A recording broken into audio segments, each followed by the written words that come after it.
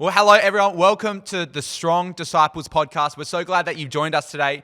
We are going to teach you the heart and the how of discipleship. And it is a great day because I'm joined again by the Longs. How are you? You well?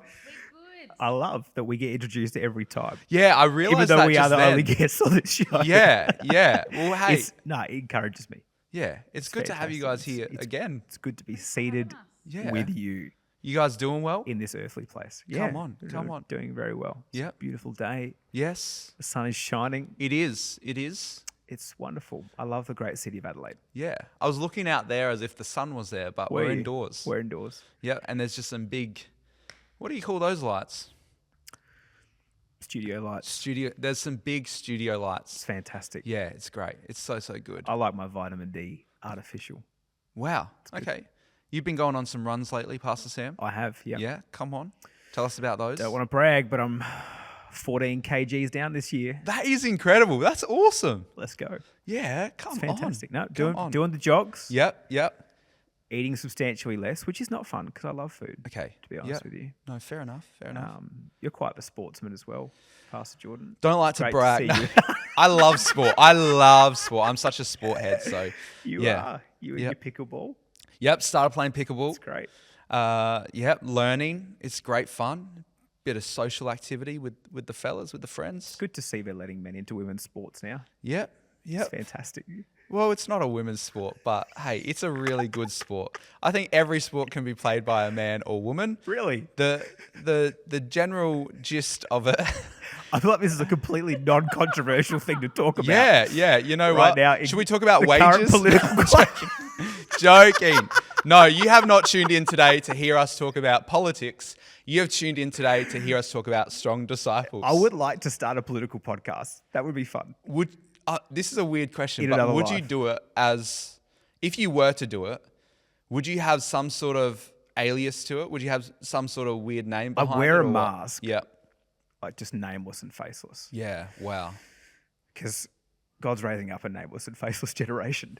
Come on. Hallelujah. So that could be good. So good. How are you, Pastor Hannah? You well? Do you want to bring this conversation back down to earth? Yeah, probably need it. Yeah, I'm good. That's good. Ever played pickleball? Never. Oh, No, never. okay. Is it like It's like if on grass? No, it's like on a court. It's like if table tennis and normal tennis had a baby. What did you say? Normal tennis and Normal table tennis and then table tennis had a kid. It would be pickleball. I'm pretty bad at tennis. Yeah. Are you good at table tennis though? I don't know. I don't think I've ever really played. Maybe we have to do a Strong Disciples podcast while playing table tennis one week. Okay. Probably won't happen. We but could try. There's an idea. Sam probably would stop talking because he'd want to win. Even though he doesn't like sport, Yeah. he will want to win. Yeah. Okay. Yeah. Amazing. You can teach us, George. Oh, I would love to. It's so good. Well, Okay. It's going to be a great episode today. We are talking about the Hundredfold Heart. Can you say that 3 times really quickly? Can It's a you? tongue twister. Jordan, the question is, can you say it 3 times? Well, hundredfold heart, hundredfold heart, hundredfold heart. How about you guys? How'd you go? Hundredfold heart, hundredfold heart, hundredfold heart. Wow. Okay, very Sam, good. your turn. Come on, Pastor Sam. Guys, I'm the greatest orator at this table. Here we go. Right now. Nice and quick. Hundredfold heart, hundredfold heart, hundredfold heart. Wow, very well done. We were saying something Take else that. before this. Yes, Pastor Jordan said hundredfold fart. I was. No, hundredfold Hundredfold fart. Hundredfold fart. Yep, hundredfold fart. We But don't we're want not, that. We're not talking about that. You don't want that in Not discipleship. today. You don't want that. You want the hundredfold heart. You do. That's what we're talking about today. That is what And we we're did talking sort of introduce it a little bit in the last episode, Yes. which if you have not tuned into, please do yourself a massive favor. Go back and watch that before you watch this. It will bless you so much. We were talking about navigating heartbreak in discipleship. And it's not just a sad, sorry, soppy episode. It's actually such a powerful one about how to actually navigate through the seasons of heartbreak and how to build disciples up and go again. So make sure you tune that out. Tune that out. Actually, tune it into that. Tune it in. Tune into that and tune into this today as well. The hundredfold heart. Hundredfold heart. That's what we're talking about today. It happened. I prophesied it. Oh my gosh. Leave a comment below. It's so good. Leave a comment below. So good. Yeah, hundredfold heart. I was going to say, see if you could type it quickly, but that doesn't really work. It's very different motor skills very involved. different. If you could do us a massive favor, send us a voice memo to our Strong Disciples Instagram profile saying Hundredfold Heart 5 times really quickly. We would be so blessed by that. Yeah. But yeah, we're talking about that today. It's going to be good. And like I said, we introduced it last episode, but we're going to really dive into it this episode. But I'd love to start off by asking, what actually is the Hundredfold Heart? Okay, so this is, I guess this chat is like the counterbalance to the last chat. Yes. So I think the last one, which you got to, we were talking about the parable of soils, Matthew 13. Yep. And how Jesus basically lays out some expectations for us on what to expect when it comes to the seed going into the soil of the heart. Yes. And the kind of probably the thought there is that perhaps Jesus is setting an expectation for us that 1 in 4 are going to make it. That there's 4 types of soils. One of them results in that 100-fold increase. 3 of them, for various reasons, because of what was happening in the soil, don't make it. Yeah. And so we're talking a lot about what it's like when people don't make it, how to navigate that. But we thought it'd be really cool to have a chat about what contents needs to be in a heart for it to become that 1 in 4, that 100-fold harvest going to bring away increase. So I thought I'd just read the scripture too, because I think that's that'd helpful. be awesome. From Matthew 13 verse 8, and it says about the 100-fold heart, it says that others, so other seed, fell on good ground and yielded a crop, some 100-fold, some 60, some 30. So the idea there is that depending on the condition of our heart, depending on our capacity, we're going to yield a harvest. When we sow into people, that there's a harvest that's going to be bigger than just that person attached to what we're sowing. And for some people it's 30, some people it's 60, some people it's 100. I think there's different people who've been given different capacities and graces. I don't think the size of the harvest matters as much as the fact that the seed doesn't stop with us. So I think, look, I don't know, I mean, we could probably talk about this for a minute, but I think for me, one thing I'm so aware of, I don't have, I used to think I didn't have an amazing testimony. This all relates, but because I grew up with like great parents. So my mum and dad are amazing people. Honestly, amazing. As far as parents go, I don't know how you could do much better. Like really good dad, really good mum, raised in church. Like literally I was like the first kid born on the floor, not on the floor. I was born in a hospital in a bed, guys. But I was the first kid born in the church we grew up in. Wow. So like literally the church got planted, bunch of teenagers, and the first baby in that church was me. Wow. I'm as church kid as a church kid can be. Yes. Right? Through and through. Mum and dad were in leadership, on the board, leading different ministries. But like I grew up in and around awesome church, amazing parents, all of that. And I didn't think that was much of a testimony. But if you go back far enough without getting too much into it, there was a lot of dysfunction even in generation before. So I think that my testimony is that I was raised in a great environment, raised with great parents who deposited great seed in me. So what I can do is use what I've been given, and I think my real testimony is going to be about multiplying what was entrusted to me. So whatever good thing I've been given, I want that to multiply 100-fold beyond me, and that's almost the greater testimony. Does that make sense? Great. That's awesome. the ultimate sign of like something precious got deposited in me, but it didn't stop with me. It's multiplied now onto other people. So for me, like that's the definition, I think, of like successful discipleship. And the most successful discipleship is that it's 100-fold. That's so true. So what gets sown into one multiplies and affects many. Because when we're making disciples, what we're talking about is making disciples who make disciples. That's right. It's meant to be exponential. It's meant to increase. It's meant to go beyond. And so this whole thought of the 100-fold heart is really about how do we position our hearts in such a way that we can multiply what's been entrusted to us through discipleship onto other people and make a great impact. And I know for me, like the most rewarding thing I've seen in the journey of discipleship so far is not just that, a great guy gets raised up who's awesome and he loves God and he's killing it. in life, it's that it didn't stop with him. Yeah. He is now raising people up. He is now Yes. impacting people. Yeah. And the seed that I've placed in him, he's placing in others. Yes. And you Yeah. kind of get this Yeah. exponential increase. And the thought I think that could be cool to chat about is really like, how do you spot a hundredfold heart Yeah. in its early stages? Yes.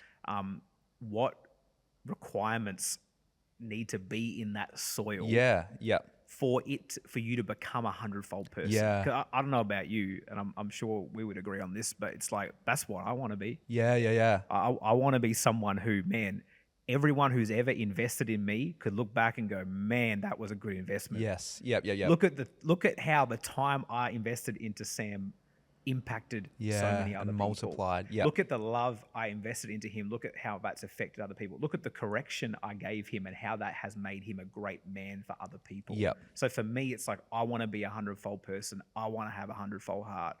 And so I think our journey has been, to a big degree, like seeing different conditions in people's hearts and knowing, I think, and getting a pretty good grasp on now, I think, what conditions are necessary in a heart for it to actually become Yes. a multiplying, exponential Yeah. heart that's going to impact a lot of people Yes. and kind of kick some holes in hell for the kingdom of God. you know? Yeah, so good. I love how you use that word condition. How you're like, what are the conditions of people's hearts? And you guys are at a place now where you're talking even briefly then about you're able to now identify the conditions of people's hearts, and you're able to almost look into that and be like, man, there is something about this young man, young woman of God that has that heart that will be 100-fold.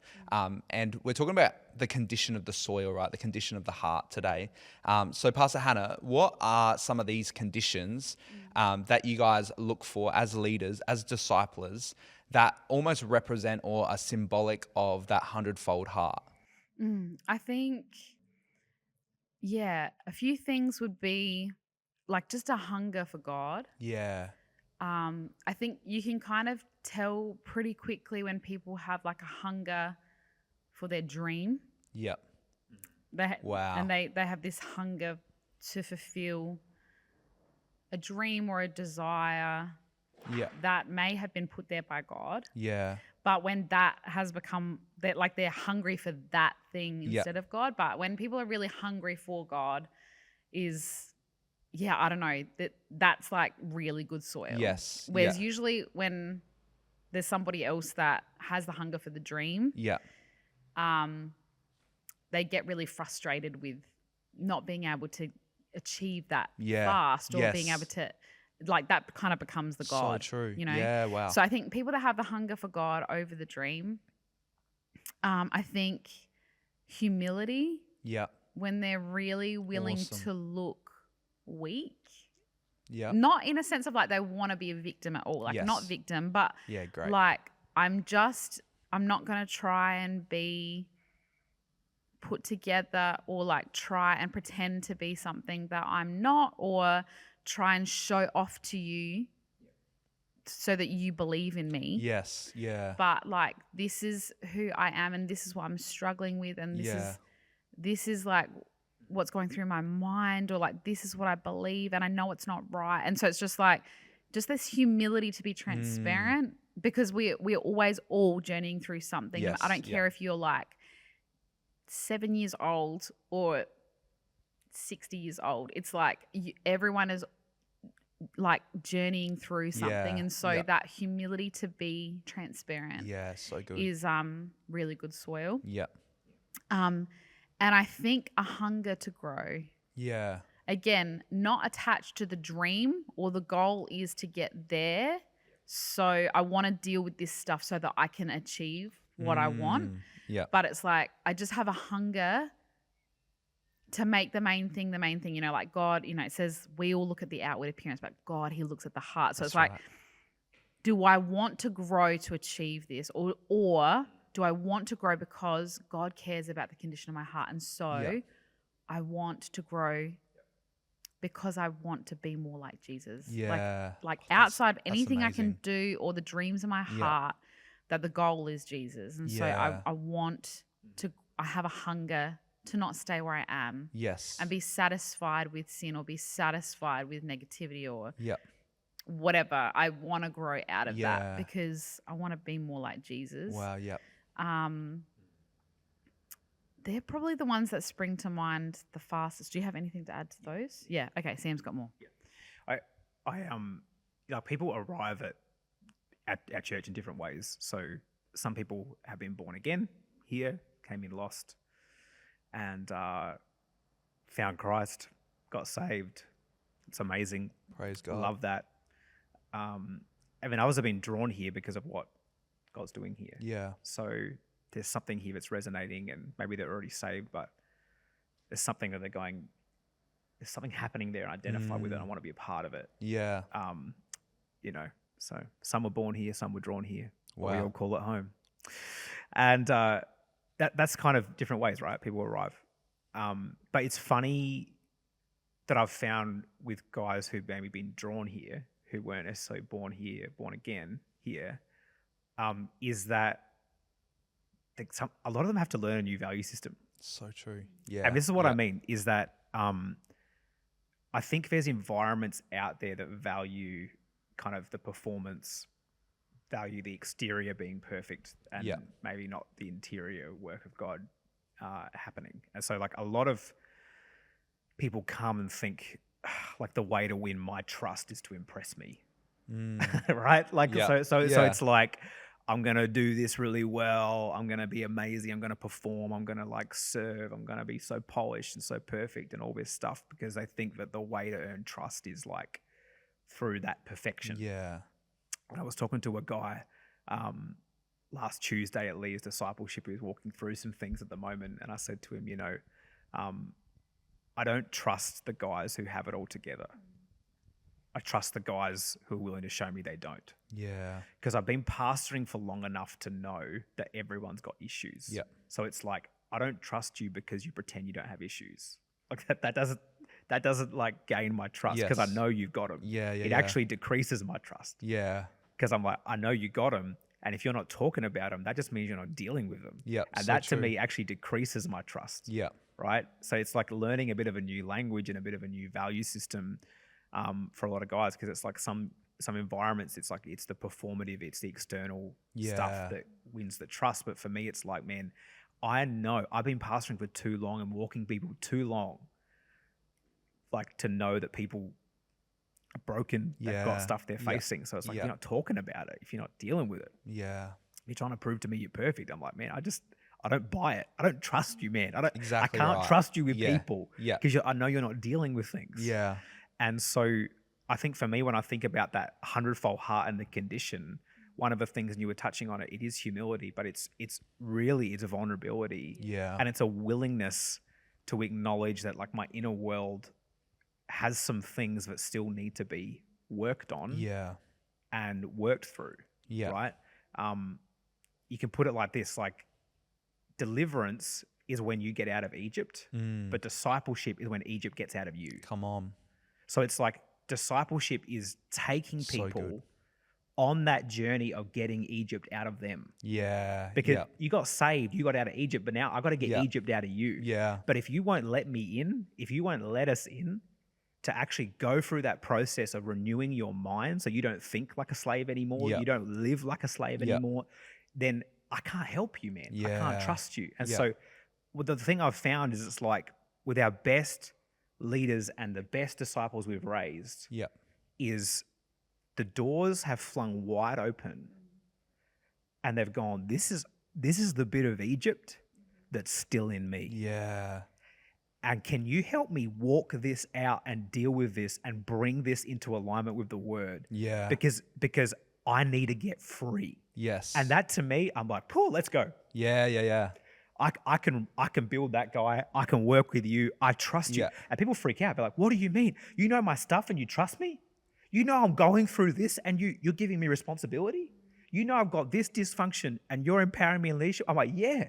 Because I'm like, I don't know. Last time I checked, like Jesus empowered Peter, who was cutting ears off. Yep. I'm like, it's not. Peter was like very obviously imperfect. Yeah. And it wasn't his perfect performance that won Jesus' trust and enabled Jesus to empower him. It was the fact that despite his imperfections, and despite the stuff he was still bound in, that he was letting Jesus in to minister to his heart and to minister to his life. Yeah. And I just think that is like one of, if not the most important heart postures someone's got to have in order to actually become a hundredfold person with a hundredfold heart. Yeah. Sorry, I just have something to add to that. I was even okay. I was even speaking to somebody on the worship team. I was speaking to someone on the worship team recently, and we're like really focusing in at the moment on unity and what that looks like and how disunity creeps in and all of that kind of stuff. And it all happens in your mind, and comparison, whether it makes you feel puffed up and better than somebody else. And so you're do you mean that you're comparing to be like, this is where my confidence is, or you're comparing and you're feeling terrible about yourself? I was like, all of this is disunity. And I was speaking to this person recently, and they just like kind of brought to light, we'd had a rehearsal, and they were like, I just feel really discouraged because like I obviously made the wrong call. Blah, blah. And the context of everything, I was like, it wasn't even though like the wrong call. It was just like there was a few people had a difference of opinion, and I don't think anyone said that you were wrong. I just think that they were contributing their ideas, but I could see that this person was really like under this like this heaviness of like comparison, and they said even to me like, I know that this is the enemy, and I could see like it was really like on them, you know. Yeah. And it's probably the first time in a few years that I've seen them really like, oh, you know what? Like this is something that I'm actually wrestling with, and I'm just showing this to you. And they said to me like, you probably don't even. I'm so sorry. Like this is probably not something you want to see, and like I probably shouldn't have spoken about it. And I was like, no, I want to know this stuff. Yeah. Like this is the stuff that matters. Like not you pretending to be fine. Yeah.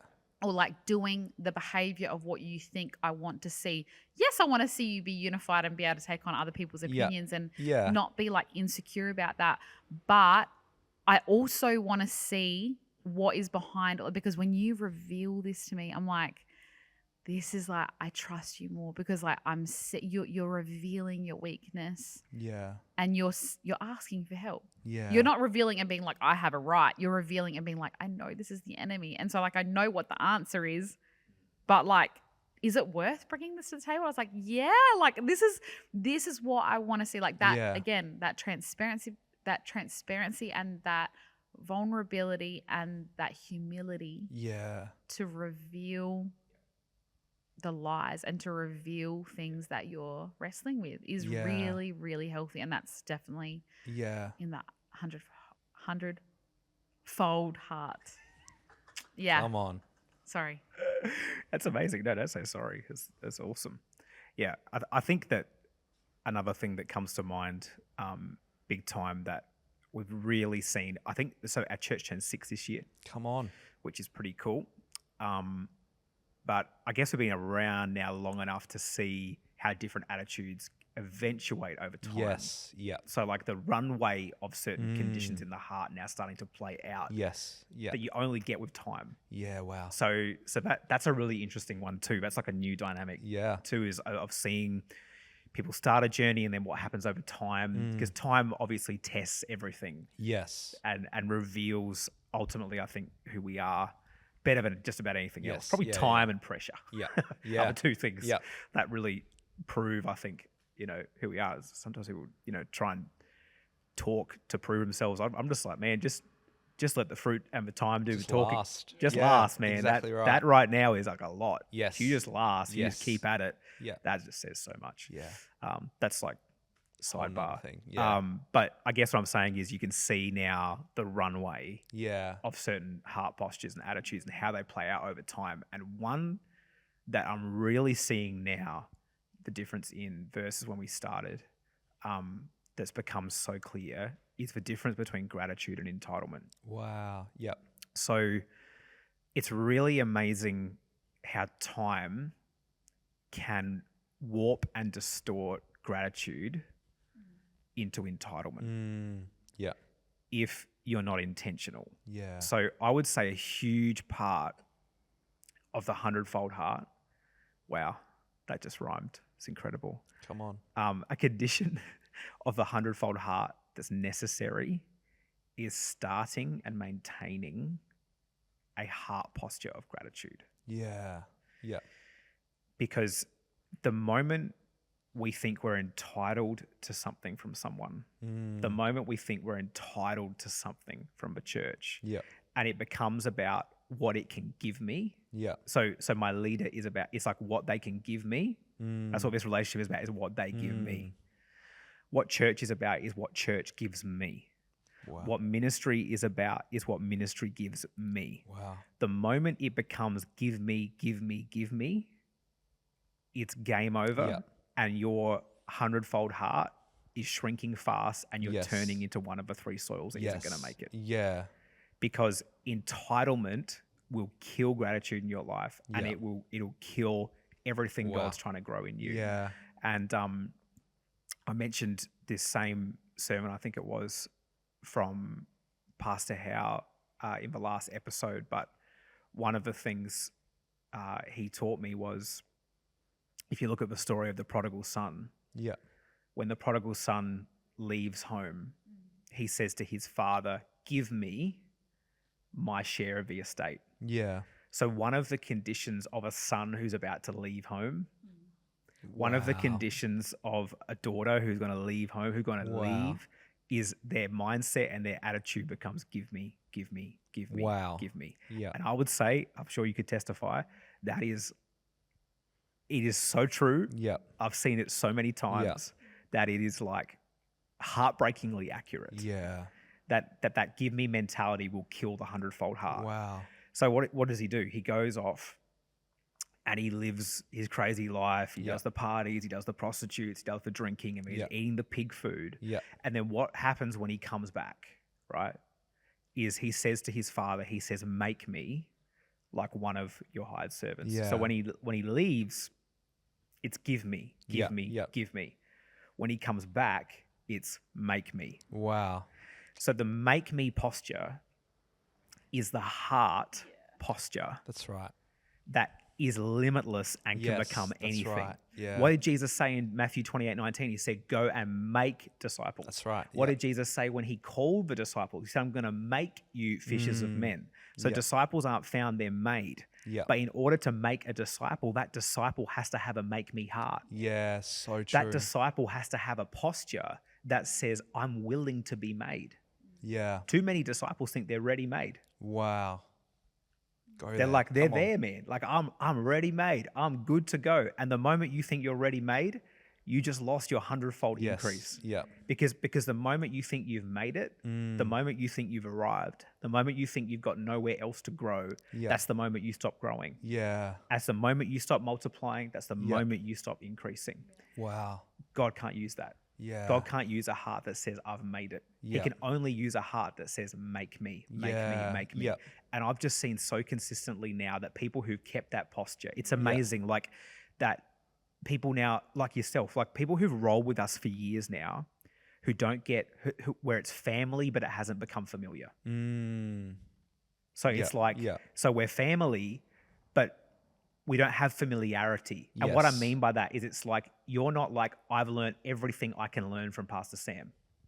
That's familiarity. That's like, Yeah. I've got nothing to learn. This Yeah, is just, yeah. so what we want is family. We don't want familiarity. Yes. Yep. We want to be close. We want to be in each other's lives and in each other's worlds and fighting each other's battles and doing all like, let's go. But we don't want to turn to familiarity where it's like, I've now got nothing to learn. Wow. Yeah. I've lost my make me heart. Yeah, and wow. now that we're familiar, it's give me. Give me, give That's me, give crazy. me. Give Yeah. me more platform. Yeah. Give me that platty. Wow. Give me that time. I've earned it. Yeah. Wow. Give me that opportunity. I've been here for a long time now.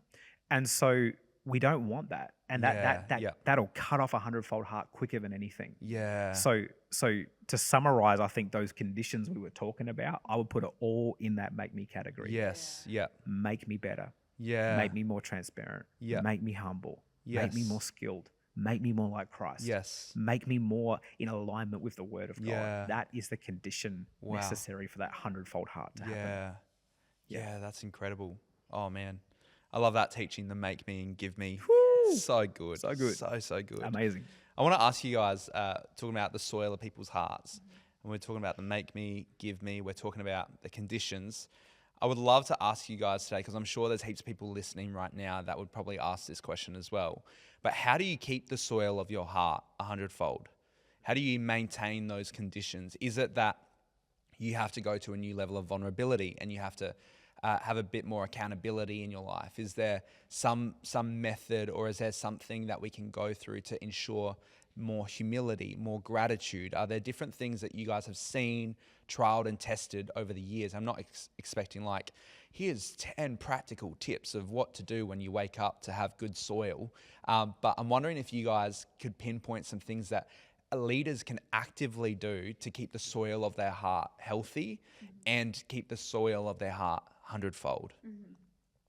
Yeah, I think because we're all growing, and there are people that we've journeyed with that have come in and have been entrusted with more and more responsibility and leadership and platform and all of those things. And the thing that will keep them with that good soil and with that, just ripe 100-fold soil is just that realization that I'm never going to make it. I'm never going to get to a place where I am just so good. Like that my heart is good and pure. Yes. And it cannot be corrupted. Yes. I mean, it's just not true. Yeah. And so I think it's really important that no matter how much responsibility you hold, or how much you grow into leadership, or how successful you're perceived, that I think the thing that keeps people is knowing that I am capable of my weakest self today. Yeah. And I haven't graduated from accountability. Yeah. I haven't graduated So good. from having to face things that are coming up, that it's not like I just will get to a place where I no longer have to confront issues and forgive. Yeah. And that I don't have a right to hold on to unforgiveness because I'm somehow superior to people, which is just not true. Yeah. So it's like, I think just knowing that I am just as corruptible now as I was when I first became a Christian. And I think, just having that real hunger still to have people speak in and bring things to the light, probably more than ever. And just knowing, I think, like having that heart. And I think it helps when we're just really careful about who and when and how people, I guess, are entrusted to more and entrusted to more exposure and platform and all of that kind of stuff. I think it helps with that, because I think if it doesn't start in entitlement, it's a lot easier to keep it in that way. But I think it's also just really important that, and I think we teach it and model it really well. It's just like, no matter how much you're carrying or whatever, if God asked you, or we asked you, God moved our heart and said, okay, whoever, we want to take you off of this and we want to move you over here, that heart of that person would be so willing to be like, I just want to serve God. Yeah. I don't have to sing, or like, I don't have to, be doing this thing because that is my identity and I'm entitled to that because I've been here. Yeah. And I've been working hard. It's just like, no, like I just want to serve God. Yeah. Wherever. And I think we've modeled that hopefully well in that it doesn't matter where we are in the house, that if God's calling us there for a season or for whatever, it's just like that you have a heart that's like, let's go. Like my heart is for the house, my heart's for God. And so it's not attached to a condition of so like, good. Only if though, God, I'm in youth, or only if I'm doing whatever, you know? And I think it's just really important that we just have that heart to like Yeah. Yeah. Yeah. The other thing I would say as well is like the scripture talks about you got to watch for little foxes that spoil the vine. So true. And a lot of like big problems start really small. Yeah. And they start with like letting small attitudes go because it's okay. Yeah. And I think like one of the things you've got to watch, particularly if you're like a young leader, you're growing, you're in a church environment, you're on a team, you're in a small group somewhere, is those little attitudes that you let slide and develop. It doesn't matter if like I smile, but I actually in my mind am thinking you're a loser. It doesn't matter if if I'm outwardly saying the right thing, but inwardly my heart is festering Yeah. because I'm offended.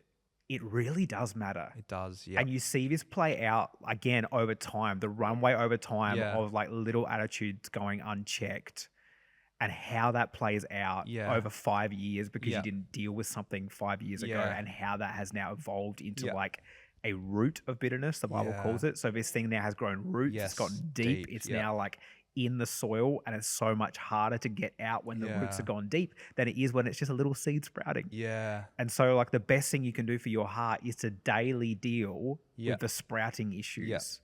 And to bring those sprouting issues to people in your world Mm. regularly, to go, hey, this issue's sprouting. I don't like it. It's ick, Yeah. but it's there. I feel it. What do I do about it? Yeah. I can feel this toxicity. How do I get this out of me because I don't want it? Yes. And I think a lot of the time, we're in a pretty crazy time right now in the church globally. We've got amazing outpourings happening across the world. Young people coming to Christ everywhere, and we've also got pastors falling across the Yeah. world. We got Yeah. it's like this weird dichotomy right now of like amazing things happening in the church, some really tough things happening in Yeah. the church, and it's like, how do you reconcile that? How do you deal with that? I think a lot of the time the problem is that we make our boundaries for our best self, not our worst self. Wow. So it's like, if you want to keep your hundredfold heart, you got to put boundaries on your heart and boundaries in your life, not for the best you, not for the I've got the microphone preaching in front of people you, not for the I'm in church and my hands are raised and they're hitting the high note and the cymbals are crashing and the presence of God is here. Not that you. That's not the you you're making boundaries for. Yeah. The you you're making boundaries for is the you who's at your most depressed, most dark, that's the you you've got to have things in place for to make sure Yeah. your heart is protected and your heart is in a Yes. good place. And that's the you you've got to confront. That's the you Yes. you got to slay. That's Yeah. the you that's got to die every single day. Yeah. Right? Yeah. Bonhoeffer, right? The great Dietrich Bonhoeffer said, when Christ calls a man, he calls him come and die. Wow. And that is the daily decision every disciple has to make, is I got to kill the things in me that Yeah. aren't like Christ. Yeah. So I got to true. kill the things in me that Yeah. are preventing me from becoming a Yeah. hundredfold person with a hundredfold heart that's going to impact God. What in me needs to die today so that someone else can live tomorrow? Yeah. What in me needs to what do I need to cut off in me and kill in me so that others might live Yeah. through my example and through Yeah. my investment and through Yeah. my discipleship? And the moment you stop asking that question, the moment you stop dealing with your stuff, I think you're in danger of becoming another statistic in a leader who fell. Wow. But B, I think you're in danger of not becoming a hundredfold heart, someone who Yeah. can pass on something of worth to other people. Because this is crazy, man. This is what I've found. What's not transformed is transferred. Wow. So if I don't get transformed on the inside of me, I'm going to transfer Yes. that dysfunction to whoever Yeah. I'm leading. Yeah. So I daily have to make sure that my heart is being transformed into the image of Christ, Yeah. that my weaknesses are being transformed into the image Yeah. of Christ, that my proclivities are being transformed, Yeah. that my attitudes are being transformed. Because if I don't transform them, they're going to be transferred Yeah. to someone I'm Yeah. leading. Wow. Because this is the scary thing about being a hundredfold person. That means whatever's in you is going to end up in someone else. Yeah. You said it before, that what walks in fathers runs in sons. Yeah. So whatever, this is like the scary thing for leaders, the scary thing for me as a pastor, the scary thing for anyone discipling people, Yeah. is like the best indicator of what's in me is what's coming out in the people I'm leading. Wow.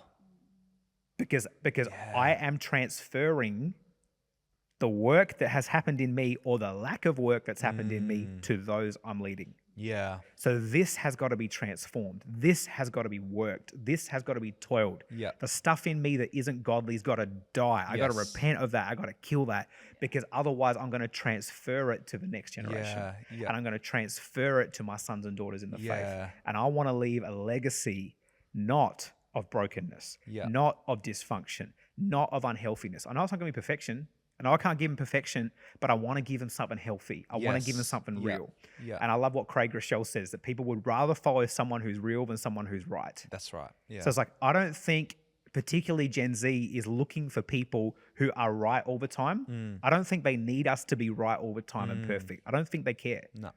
I think they want us to be real. I think they Yes. want to know Yeah. that we're living what we're saying we're living. Yes. I think they want to know that we're walking the walk, that we're authentic, Yeah. and we might be human, but we're trying our best and we're trying to get healthy and pass that on. Yes. And I think if we're doing that, we're going to have people lining up saying, I want what you've got, Yes. Yeah. Yeah. Yeah. because that looks healthy. Yeah. Yeah. Like one of my rules is like with marriage counseling, like don't get marriage from counseling from someone whose marriage you don't want. Exactly right. It's Yep. like, yeah, it's because so true. if I want your boring dead marriage, then I'm gonna get marriage counseling from you. If I want your weird dysfunctional marriage, I'm gonna get married. It's like I'm not gonna get parenting advice from people whose kids are like terrible. Yeah. Not gonna happen. Yeah, yeah, Like yeah. I want parenting advice from people who raise good kids. Why? Yeah. Because I want what's in them to be transferred to me. Yes. Yeah. So if you're like, man, it's so weird. It's like no one's asking me to disciple them. Like no one's lining up to wanting me to sow in. This generation just doesn't want discipleship. Do they not want discipleship, or do they not want what's in you? Man. Wow. Because when you're healthy, when you're modeling health, people want it. Yes, that's true. I just don't buy this whole thing of like people don't want discipleship. Yeah, I don't yeah. buy it. I just haven't seen it. Yeah. I don't see it in our church. I don't see, like, we've had a record again sign up for our Strong Disciples pathway at the moment. And I'm like, I hear all this stuff. Young people don't want discipleship. Young people don't want investment. Young people don't want the word. Young people don't want church. I'm like, where's that? Like, is that true? Or do they not want what you're selling because it's not authentic? Wow. Because it's not legit. It's not Yeah, real. yeah. They don't want Yeah. what you've got. And that's confronting for us as leaders. But it's like, we've got to make sure that we're actually carrying stuff that's legit, that's real, that's authentic, Yeah. that people actually want. Yeah. Like, do I want transferred to me what you're carrying? Mm. Because if I do, then you're never going to have a shortage of people being like, let's go. I want to grow. I want to be Yeah. discipled. Yeah. Make me a hundredfold heart. Like Yeah. I'm not saying it's all on us, but I think as leaders, we do have to take responsibility and go like, if no one wants discipleship, maybe we should look inside Yeah. Yeah. and go like, are we modeling stuff that people actually want? Wow. Are we living in such a way that I want that transferred? Or are we like these dark horses? We're like, oh, I don't want that. Like, you ever met like those crusty old Christians? They're so grumpy. They just Yeah. hate life. Yeah. They can't joke around. They can't have fun. Yeah. It's like, oh yeah, man, I want a cup of that. No, you don't. Not at all. So it's like, if there's a struggle, I think for people to want discipleship from you, I think you've got to start here and go like, Yeah. am I living a life? Am I living in a faith authentically enough for people to actually want it Yeah. and people to want to be a part of that? Yeah. Yeah. That's really interesting. I love how you're talking about if you want hundredfold heart disciples, you first got to be 100-fold heart disciple yourself, right? Like a leader, you've actually got to carry that before you see it.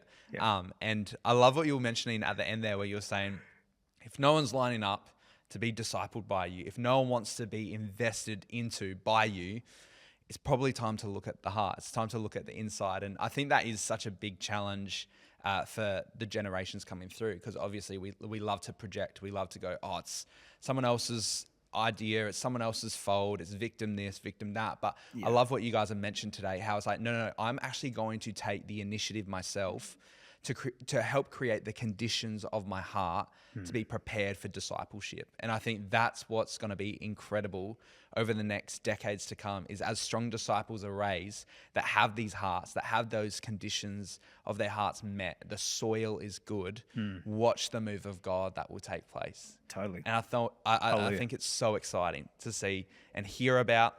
And, we could dive into so many more things. Like this is This is crazy. This episode has been nuts, by the way. I've been sitting here. I wish I could take notes, but apparently I can't because it'll look funny on screen. But I wish I could take notes. But it has been so good. Can I just finish with let's not bash for next generation. Yes. Let's Come on. love them, man. Yes. I just don't like this whole, we're going to pick on the next generation. It's all their fault because they're this and they like this. But I'm like, no, I just don't buy it. I'm like, let's be better. Yes.